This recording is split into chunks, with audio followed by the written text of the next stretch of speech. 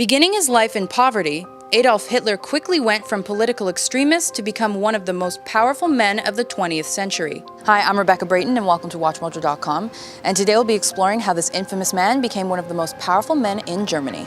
Adolf Hitler was born in Austria-Hungary in 1889. However, his family moved to Germany when he was 3 years old. From a young age, he became obsessed with German nationalism and early on expressed strong anti-Semitic sentiments. Some of his views can be construed as vague, as he also stood staunchly opposed to both capitalism and communism. Many view his early beliefs as a way to rebel against his authoritarian father. His father had served the Austrian government and wished his son to do the same. However, despite living on the border between Austria-Hungary and Germany, Hitler ignored his roots. In the First World War, Hitler served Germany in France and Belgium. He fought in a number of the major battles on the Western Front and was twice decorated for bravery. After the war, Hitler became associated with the German Workers' Party, which shared his same ideals. He became known even outside the party for his passionate speeches opposing the Treaty of Versailles, Marxists, and the Jewish people. Hitler impressed his party early on, and by 1921, he became leader of the newly renamed National Socialist German Workers' Party, known more simply as the Nazi Party.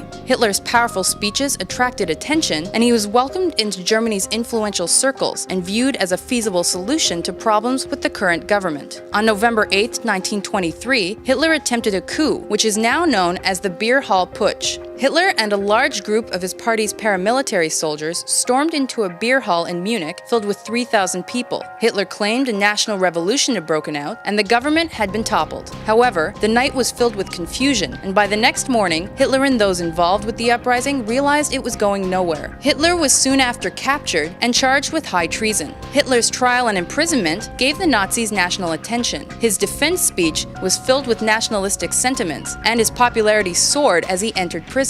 By the time of his release, Hitler had written his infamous book Mein Kampf, or My Struggle. He had also changed his outlook on revolution. Hitler vowed to do everything by the book and rise to power through the Weimar Republic system rather than by violent revolution. It was in 1930 when the Nazi Party would experience a political turning point. In the span of one election, the party grew from the 9th smallest party in parliament to the 2nd largest. In 1932, Hitler ran for president. Despite losing to Paul von Hindenburg, he was increasingly seen as a realistic alternative in German politics. After being subject to increasing pressure, von Hindenburg named Adolf Hitler the chancellor of a coalition government on January 30th, 1933. This date is now commonly associated with the end of the Weimar Republic and the beginning of Hitler's Third Reich. Not long after Hitler's appointment, there was a mysterious fire in the building that housed Germany's parliament, the Reichstag. Hitler's government consequently signed the Reichstag Fire Decree, which suspended the basic rights of German citizens. This gave the government the legal right to imprison anyone considered a Nazi opponent. Hitler then installed the Enabling Act, which legally turned Germany into a dictatorship.